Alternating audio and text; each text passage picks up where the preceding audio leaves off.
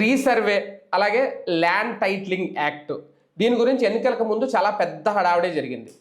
ఏకంగా ఒక హామీ కూడా ఇచ్చారు, మేము అధికారంలోకి రాగానే ఈ ల్యాండ్ టైటిలింగ్ యాక్ట్ రద్దు చేస్తామని. 2022లో తీసుకొచ్చిన ఆ చట్టాన్ని 2024లో అధికారంలోకి వచ్చిన వెంటనే రెండో సంతకం అనుకుంటా పెట్టేశారు ముఖ్యమంత్రి చంద్రబాబు నాయుడు గారు. దాన్ని కూడా రద్దు చేశారు. అయినా రీసర్వే అయితే ఇంకా జరుగుతోంది అనేది, ఆ జరగడం కూడా మళ్ళీ అలాగే జరుగుతోంది, మళ్ళీ తప్పులు జరుగుతున్నాయి. రైతు సమక్షంలో కాకుండా అధికారులు నేరుగా వెళ్ళి రీసర్వే చేయడం వల్ల మళ్ళీ తప్పులు దొర్లుతున్నాయి అనేది ఇప్పుడు అధికార పక్షానికి సంబంధించిన మీడియానే ఇప్పుడు గగ్గోలు చేస్తుంది. కారణం ఏంటంటే అప్పట్లోనే దాదాపు 8.5 లక్షల పైగా అంట ఫిర్యాదులు వచ్చినాయి. ప్రతి గ్రామంలో ప్రతి చోట కూడా సర్వే సక్రమంగా జరగట్లేదు అనేది. ఇప్పుడు కూడా అదే విధంగా చేస్తే ఉపయోగం ఏంటి అంటే, ఇక్కడ నాకు అర్థం కాని అంశం, సర్వే చెయ్యొద్దనా లేదంటే సర్వే ఎలా జరపాలో వీళ్ళ చెప్తున్నారా, అసలు ల్యాండ్ టైటిలింగ్ యాక్ట్ రద్దు చేసేసావని చెప్పి ప్రభుత్వం మళ్ళీ సర్వేలు నిర్వహిస్తుందా, ఏంటి కన్ఫ్యూజన్? ఇదే అంశం మీద చర్చించే ప్రయత్నం చేద్దాం. సార్, వాస్తవానికి అప్పుడు దీని మీద చాలా పెద్ద రచ్చ చేశారు. కాకపోతే అప్పుడు పైలట్ ప్రాజెక్ట్ గురించి కింద విడుదల చేసి ముందు రీసర్వే చేపట్టారు, ఎవరి హక్కులు వాళ్ళు ఇవ్వడానికి. అందులో కొన్ని అంశాలను మనం కూడా తప్పుపట్టాం, మీరు కూడా తప్పుపట్టారు. మళ్ళీ ఇప్పుడు అవే తప్పులు చేస్తోంది అంటున్నారు. అసలు రీసర్వే చెయ్యాలా వద్దా, రీసర్వే అవసరం ఉందా, ల్యాండ్ టైటిలింగ్ యాక్ట్ రద్దు చేసినా ఈ సర్వే చేయడం వెనక ఏంటి సారాంశం? బేసిక్గా నేను ఆ రోజునే చెప్పా, అదేమి జగన్మోహన్ రెడ్డి సొంత వ్యవహారం కాదు, ఆయన గొప్పతనం కూడా కాదు. కాకపోతే ఆ దిక్కుమాలిన పేరు జగనన్న భూ సురక్ష హక్కు ఏదో పేరు పెట్టారు. అది పెట్టినటువంటి తలకమాసినోడు ఎవడో కానీ అదేం సంబంధం అసలు? అది కేంద్ర ప్రభుత్వం రీసర్వే చేస్తున్నామే అంటే అయిపోయే పని. వాస్తవంగా యుద్ధ ప్రాతిపదికన బాధ్యతాయుతంగా చేశారు. అనేక మంది సర్వేయర్లు, మనకి సర్వేయర్లు తక్కువ ఉన్నారు. సర్వేయర్లకు కొత్తగా శిక్షణలు ఇచ్చి మరీ చేశారు, ఏర్పాటు చేసుకొచ్చారు. దాంతోపాటు అది కేంద్ర ప్రభుత్వం ఎందుకు పెట్టింది అంటే, పరిశ్రమలు పెద్ద ఎత్తున ఇండియాకి రావడానికి సిద్ధంగా ఉన్నాయి.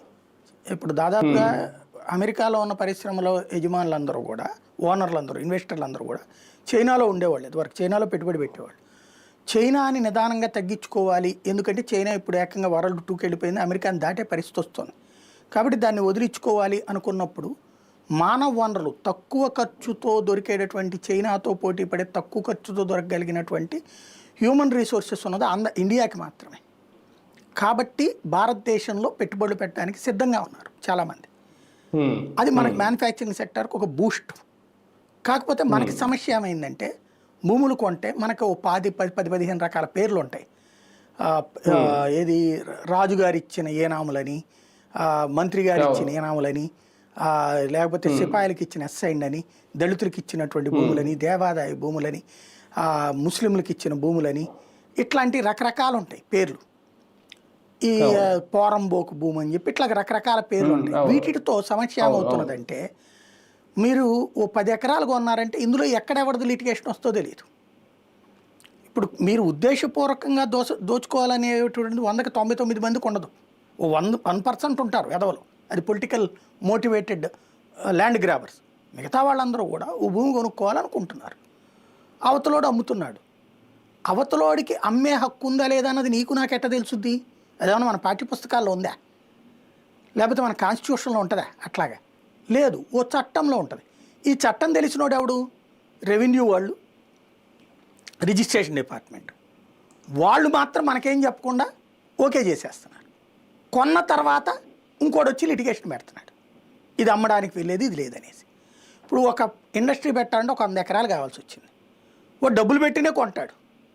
కొన్నాక ఇందులో ఓ 10 మంది వచ్చి, అది మా నాన్న వారసత్వం, మా అన్నయ్య అమ్మడానికి వీలేదని ఒకళ్ళు వస్తున్నారు, మా అక్కకి డబ్బులు రాలేదని ఇంకొకళ్ళు వస్తున్నారు, లేకపోతే ఇది సాదా బైనామా అని ఒకళ్ళు అంటున్నారు, ఎస్ఐండ్ అని ఒకళ్ళు అంటున్నారు. ఆడికి ఎట్ట తెలుసుద్ది? రిజిస్ట్రేషన్ కూడా జరిగిపోయింది. కానీ ఈ లిటిగేషన్ల కారణంగా అక్కడ ఫ్యాక్టరీ పెట్టడానికి వీలు కాదు. వాడు డబ్బులు కోట్ల రూపాయలు పోసి కొన్నాడు. మీకు లేపాక్షి నాలెడ్జ్ జబ్బు ఏంటి, లేకపోతే ఆ వ్యాన్ పిక్ గొడవ ఏంటి? ఇట్లాంటి లిటిగేషన్లే కదా. అయ్యేంటి, కేంద్ర ప్రభుత్వం సంస్థలు పెడతానంటే, ఈయన వచ్చిన తర్వాత చంద్రబాబు గారు వచ్చాక 2014 అప్పుడు గిరిజన యూనివర్సిటీకి ఇచ్చిన భూములు ఇట్లాంటి లిటిగేషన్ అయినాయి. అట్లాగే తిరుపతి దగ్గర ఏదో యూనివర్సిటీకి ఇచ్చిన భూములు కూడా అట్లాగే అయినాయి, లిటిగేషన్తో ఆగిపోయినాయి. జగన్ వచ్చాక మళ్ళీ సాల్వ్ చేసి ఇచ్చాడు. ఎక్కడే ఎందుకు రైల్వే జోన్కి ఇచ్చిన భూములు కూడా అట్లా లిటిగేషన్ అయితేనే కదా జగన్ వచ్చి మార్చి ఇచ్చింది.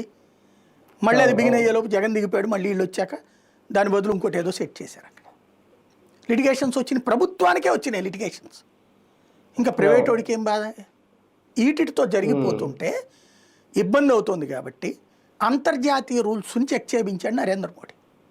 అంతర్జాతీయంగా మీరు యూరప్ దేశాల్లో కానీ అక్కడెక్కడైనా సరే, ఈ అరబ్ కంట్రీస్లోనే, అరబ్ కంట్రీలో అంటే భూమి హక్కు ఎవరు కానీ లీజుకి ఇస్తారు 35 ఏళ్ళ 50 ఏళ్ళ ఇట్లాగా. ఆ లీజుకి ఇచ్చిన భూమి గవర్నమెంట్ ఇస్తోంది మీకు, మధ్యలో ఇంకెవరి లిటిగేషన్తో సంబంధం లేదు అది. లేదా ప్రైవేట్ వాడి దగ్గర నుంచి లీజ్ తీసుకున్నా సరే అఫీషియల్ ఆ స్థలం ఫిక్స్డ్ ఇక అంతే, దాంట్లో ఏ ప్రాబ్లం రాదు అక్కడ. కాబట్టి ఇన్వెస్ట్మెంట్ అక్కడ ఈజీగా వెళ్ళిపోతుంది. దుబాయ్ లాంటి చోట్ల పన్నులు లేవు, దుబాయ్, సౌదీ అరేబియా ఇట్లాంటి చోట్ల. ప్లస్ మన వాళ్ళందరూ లేబర్గా అక్కడికే పోతున్నారు. ఎట్లాగూ భూమికి సంబంధించి ప్రభుత్వం ఎలాంటి లిటికేషన్స్ ఉండట్లేదు అక్కడ. ఈ లంచాలు ఈ గోల లేదు, సింపుల్గా జరిగిపోతుంది. అందరు అక్కడికి పోతున్నారు ఇన్వెస్ట్మెంట్స్కి. కాబట్టి మోడీ ఏం చేసుకొచ్చాడు, మన దేశంలో అది జరగాలంటే రీసర్వే చేసి పర్మనెంట్ సెటిల్మెంట్ అంటే మీదే మీ ఇల్లే రీసర్వే చేసేసి డిజిటలైజ్ చేస్తారు, ఆన్లైన్లో కనబడుతుంది. ఇప్పుడు మీరు ఆధార్ నొక్కితే మీ బొమ్మ, మీ ఆస్తి, మీ లెక్కలన్నీ కనబడుతున్నాయి కదా, మీ అదే టైపులో ఇక్కడ మీ దాంట్లో కనబడిపోతుంది. ఇప్పుడు మీరు అదేది ఆర్టీఏది ఉంటుంది, మీ డ్రైవింగ్ లైసెన్స్ ఏదే దాని పేరేంటి, వెహికల్ నెంబర్ కొట్టగానే మీ వెహికల్ ఏంటి, మీ మోడల్ ఏంటి అన్నీ తెలిసిపోతాయి కదా. అట్లాగే ఇది మీ భూమి అని తెలుసు మీకు. కానీ ఇప్పుడున్న రూల్స్ ప్రకారం సుప్రీంకోర్టు ఇచ్చిన తీర్పు ప్రకారం రిజిస్ట్రేషన్ చేసినంత మాత్రం మీ భూమి కాదు తీర్పు ఇచ్చింది కదా సుప్రీంకోర్టు కూడా. రిజిస్ట్రేషన్ చేసిన మన భూమి కాకపోతే ఇంకేం చేయాలా, నన్ను పొడిచి తెచ్చుకోవాలి. భూములే యుద్ధాలకు కారణమైన ప్రపంచంలో, భూములే నిరంతర గొడవలకు కారణమవుతున్నాయి. ఆ గొడవలు సాల్వ్ చేయడానికి కాను ఓ పర్మనెంట్ ఫిక్స్డ్ స్ట్రక్చర్ అది ఇతను చేసింది మోడీ. రీసర్వే చేసేసి నీ భూమిని నీకే రీసర్వే చేసేసి నీకు ఒక కాగితం ఇచ్చేస్తాడు. ఈ ఇచ్చిన తర్వాత దాని మీద లిటిగేషన్ 2 ఏళ్ళేమో టెన్యూర్ పెట్టారు. ఎవరికైనా అబ్జెక్షన్ ఉంటే ఈ 2 ఏళ్ల లోపే చూసుకోవాలి. అబ్జెక్షన్స్ 2 ఏళ్ల తర్వాత ఇక్కడ ఉండడానికి వీల్లేదు. Final after 2 years it is the final list. ఈ ఫైనల్ అయిపోయాక మీకు ఇక దాంట్లో ఏదన్నా ప్రాబ్లం వచ్చిందనుకోండి, లిటిగేషన్ వచ్చిందనుకోండి, ఇన్సూరెన్స్ ఇవ్వబడింది. అంటే ఇక ఆ 2 ఇవాళ సర్వే చేసింది ఫైనల్. ఈ ఫైనల్ చేసిన కాగితంలో తేడా వస్తే ఏదన్నా అభ్యంతరాలు ఉంటే ఈ లోపు సొల్యూషన్ చూసుకోవాలి. వాళ్ళు ఎవరైతే క్లెయిమ్ చేశారో వాళ్ళు చూపించుకోలేదు, కన్ఫర్మ్ చేయించుకోలేదు లీగల్గా, రెవెన్యూ పరంగా, ఇట్స్ క్లోజ్.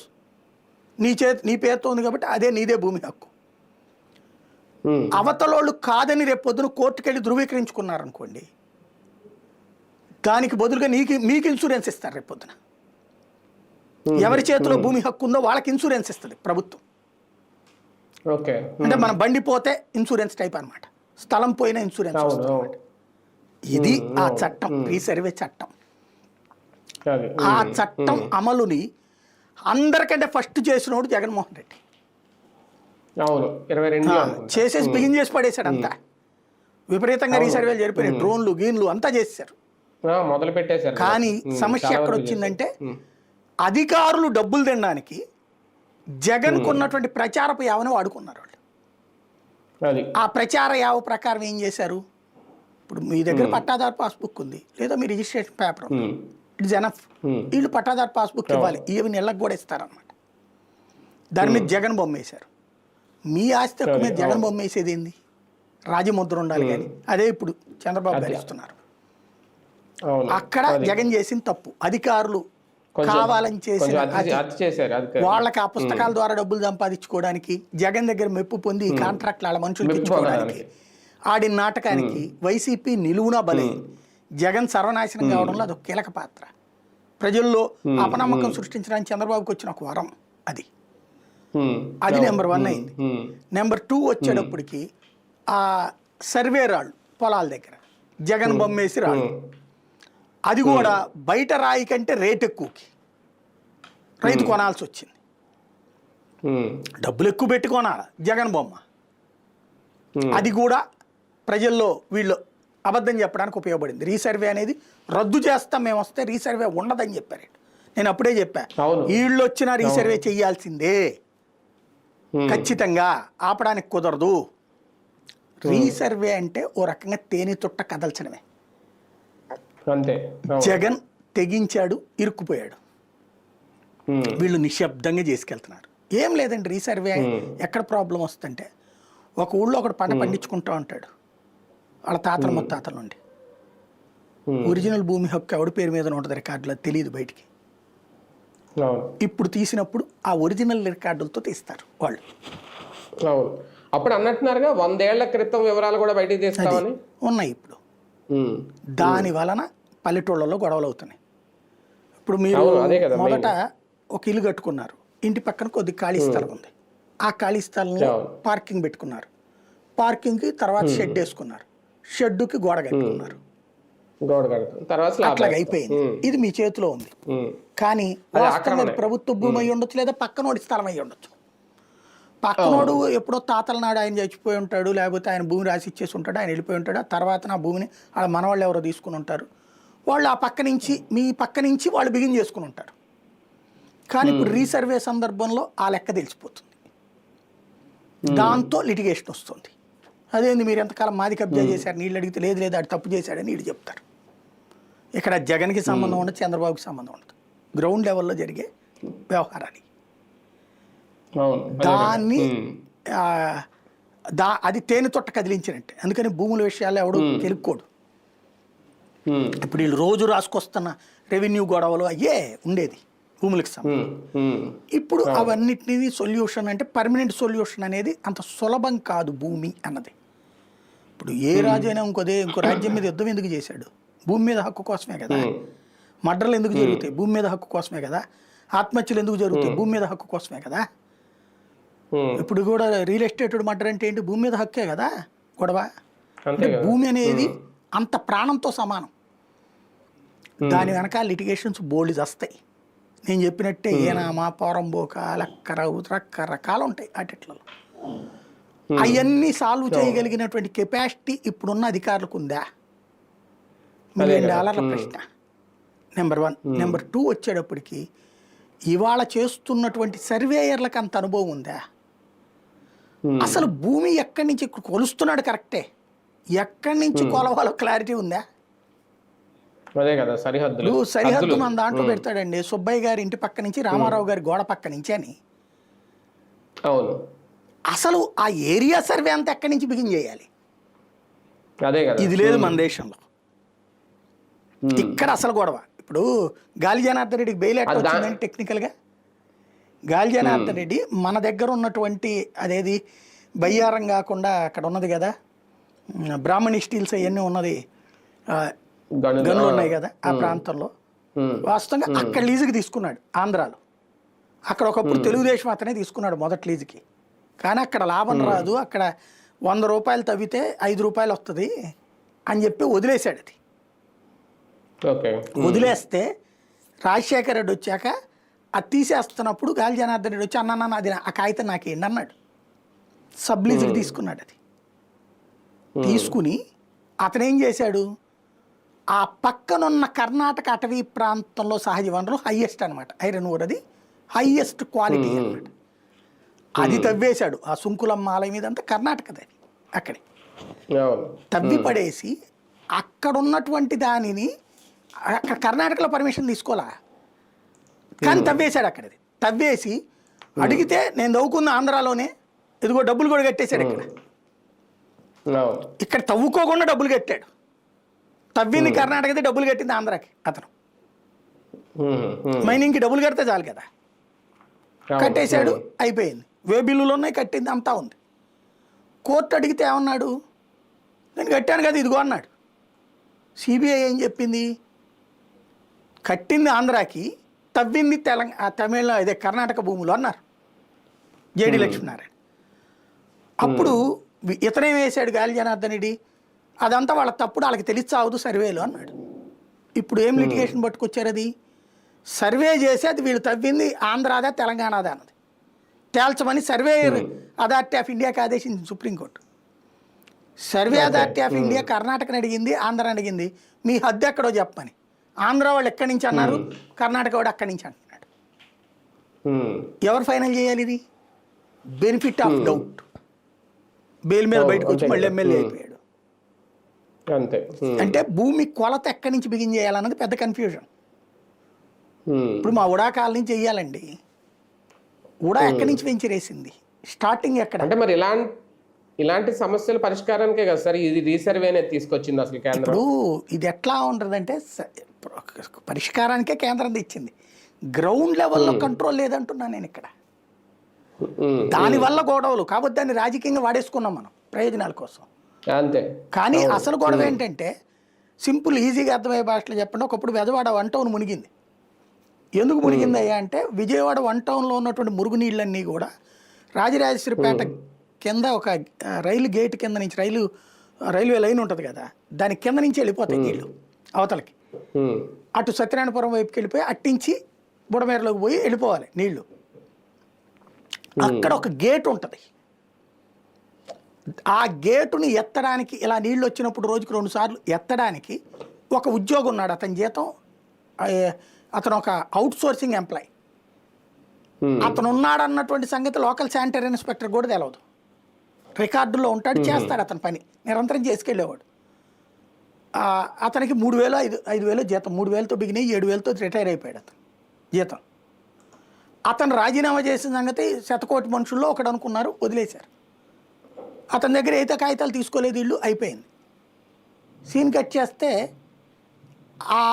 అది ఏది వర్షం వచ్చింది, నీళ్ళు కంట్రోల్ చేసేవాళ్ళు లేరు, ఆ గేట్ తెరిచింది లేదు, వెనక్కి అలా నిలబడిపోయి విజయవాడ 1 టౌన్లో పడవలేసుకు తిరగాల్సి వచ్చింది.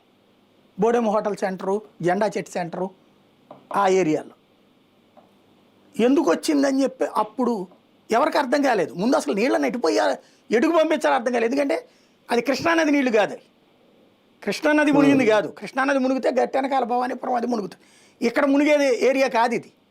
ఇదెట్టా మునిగింది? అప్పుడు ఆ రత్నబిందు ఎవరో మేయర్ గారు ఉన్నారనమాట, అటు కార్పొరేటర్లు అందరూ కొట్టుకుంటున్నారు అక్కడ ఏంటి అన్నది. తర్వాత ఒక అధికారి, పాత సీనియర్ మోస్ట్ అధికారి అనమాట, అతను చెప్పాడు సోన్సోక్ అతను ఉండాలండి, నీళ్ళు అక్కడ ఏదో ఎత్తాలి గేట్ అని చెప్పేసి. అప్పుడు రికార్డులు చూస్తే అతను రిటైర్ అయిపోయి ఉన్నాడు, 3 నెలలు 4 నెలలు అయిపోయింది, ఎవడు పట్టించుకోలేదు. అప్పుడు పరిగెత్తుకుంటూ వెళ్ళి ఇంజనీరింగ్ డిపార్ట్మెంట్ వాళ్ళు అక్కడ గేట్ ఎత్తితే నీళ్ళు వెళ్ళిపోయినాయి, వరద ఆగిపోయింది. అప్పటిదాకా 1వ అంతస్తులో పాల ప్యాకెట్లు ఇచ్చుకోవాల్సిన పరిస్థితి అనమాట. ఒక రోజంతా జరిగింది. అట్లాగా ఇక్కడ గ్రౌండ్ లెవెల్లో ఉన్నటువంటి పాత రెవెన్యూ వాళ్ళకి తెలుసు ఎక్కడి నుంచి బిగిన్ అనేది, ల్యాండ్ కొలత బిగిన్ ఎక్కడ చేయాలి. వాళ్ళందరూ రిటైర్ అయిపోయారు. కొత్త వాళ్ళు వాళ్ళ దగ్గర ఏమన్నా నేర్చుకున్నారా? ఏముండదు. కాబట్టి లిటిగేషన్స్ వస్తానే ఉంటాయి. ఇప్పుడు వీటికి ఇదివరకు అది జగన్ మీదకి తోసేశారు, ఇప్పుడు ఇవాళ జ్యోతులు రాసింది అధికారుల మీదకి తోస్తున్నారు. అది అప్పుడు చేస్తే జగన్ వైసీపీ వాళ్ళు కావాలని చేయించారు తప్పుడి, ఇప్పుడు చేస్తే అధికారులు తప్పు చేస్తున్నారు. అది విచిత్రం. అంటే రీసర్వే అయితే అవసరమే, కాకపోతే అది సరిగ్గా చేయడంలో అధికారుల వైఫల్యమే కనిపిస్తుంది అప్పుడు ఇప్పుడు కూడా అనేది వీళ్ళు చెప్తున్నారు. అధికారుల వైఫల్యం అంటానికి కూడా లేదు నేను అనేది, అదే ఒక స్పష్టమైన విధానం లేదు వీళ్ళ దగ్గర. కొలత ఎక్కడి నుంచి బిగిన్ చేయాలో సర్వేయర్కి తెలియాలా, సర్వే కరెక్ట్గా ఉండటం సర్వేయర్కి తెలియాలి. లిటిగేషన్ వస్తే ఆన్ ద స్పాట్ పరిష్కరించేటటువంటి యంత్రాంగం ఉండాలి. ఇప్పుడు ఎంఆర్ఓ అక్కడే కూర్చోవాలి, అయ్యా నా దాంట్లో 2 గజాలు పక్కన వాళ్ళు లాక్కున్నాడా అని నేను చెప్పా, వెంటనే కొలత కరెక్ట్గా చేసి ఆక్రమించుకుంటే ఆక్రమించుకుంది నువ్వు ఇచ్చేయి అని చెప్పాలి, లేకపోతే ఆక్రమించుకోలేదని నాకు చెప్పాలి. అప్పుడు గొడవ ఉండదు. ఇంకా అయితే గీతే కోర్టులకు పోతాం, లేకపోతే తన్నుకు చేస్తాం, తలకాయలు బాగా కొట్టుకుంటాం. అదే ఇప్పుడు గ్రౌండ్ లెవెల్. అప్పుడు ఎందుకనేమో కదా సార్ డ్రోన్ తో కూడా చేశారు ఈ సరిహద్దు. డ్రోన్ అనేది మస్ట్ అండి. ఇది ఎట్లా ఉంటుందంటే మీకు ఇప్పుడు గూగుల్ మ్యాప్స్లో తర్వాత అదేదో ఒక యాప్ ఉందట, దాంట్లో మీ ఇంటిని కనుక లెక్కేస్తే మీ ఇంటి ఫోటోతో సహా వస్తుంది, మీరు నుంచుంటే మీతో సహా వస్తుంది, కనబడుతుంది. Micro level picturization. ఈ సర్వేతో అదే చేయాలనుకుంటున్నారు. ఈ సర్వే ఉద్దేశం అదే, డిజిటల్. ఇప్పటిదాకా ఏంటంటే కాగితాల మీద మాత్రమే కనబడుతుంది. ఇప్పుడు రేపు పొద్దున ఈ రీసర్వే పూర్తయి రిజిస్ట్రేషన్ డిజిటల్ అయితే మీరు వెళ్ళి రిజిస్టర్ ఆఫీస్లో మీ ఇంటిని పూర్తిగా అమ్మాలనుకున్నారనుకోండి, మీ ఇంటి మీద మీ పేరు కనబడుతుంది. ఇప్పటిదాకా మీ పేరులో కొన్నోడి పేరు వచ్చేస్తుంది, సింపుల్. అక్కడ లేదు, దాన్ని సగం అమ్మాలనుకున్నారు, సగంలో ఎదురు దమ్మారా వెనక అమ్మారా, ఎదురుదానికి మీ పేరు వెనకాల వాళ్ళ పేరు, లేకపోతే ఎదురుది వాళ్ళ పేరు వెనకాల మీ పేరు, ఎంత అనేది మళ్ళీ కట్ చేస్తారు అందులో డిజిటల్లోనే. మీరు గట్టిన గోడతో సహా కనబడుతుంది అక్కడ, సింపుల్. ఇది జరగాలి, జరగాలి. అది చిత్తశుద్ధి ఉండాలి, రాజకీయ శుద్ధి కాకుండా. అది మెయిన్, అది రైట్ రైట్. ప్రస్తుతం అయితే ఈ భూములకు సంబంధించి రీసర్వే అయితే అవసరమే, ఖచ్చితంగా చెయ్యాలి. కాకపోతే రీసర్వేలో వీళ్ళు చెప్తున్నట్టు దొర్లుతున్న తప్పులు ఏవైతే ఉన్నాయో వాటిని సరిదిద్దే ఒక సమగ్రమైన యంత్రాంగాన్ని ప్రభుత్వం తీసుకొస్తుందా? వాస్తవానికి కేంద్రం తీసుకొచ్చిన ఈ రీసర్వే అప్పట్లో 2022లోనే జగన్మోహన్ రెడ్డి గారు ప్రారంభించారు. కానీ రాజకీయ దురుద్దేశాల కారణంగా దాన్ని ఆపేశారు. అప్పుడు మళ్ళీ ఇప్పుడు చేస్తున్నారు, కానీ ఇప్పుడు కూడా సరిగ్గా జరగట్లేదని వాళ్ళే ఒప్పుకుంటున్నారు. మరి దీనికి ఏంటి పరిష్కారం? ప్రభుత్వం ఏమైనా ఆలోచిస్తుందా?